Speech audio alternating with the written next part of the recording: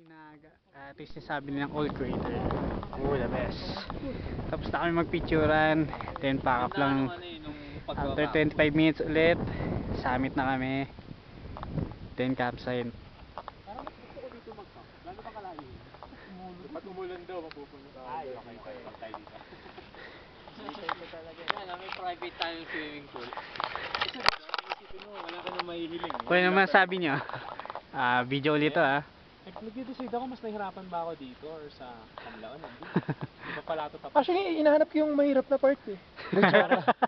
Pilay-pilay na ako sa pagod. Ano eh, worth it yung hirap. Mas mahirap ang akiti. Hindi, ito. Ito. Hindi, parang banayad lang talaga ang akit. Hindi siya Mahaba lang technical. talaga.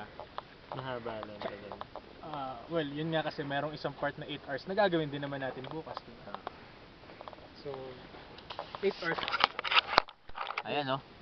Sige, special mention ulit natin si ano, Si Kelly. Kelly, si Poseidon, si Ada, si Ivy, si Kenneth. Siyempre. Si... Sino ba? Si Okay. ano? Wag na yun, wag na. Sino? Sino pa? Carlo, meron ka ba i-mention dyan? Lang yan, marami. Oo, yan yung sabi Special sa'yo. thanks to all my sponsors.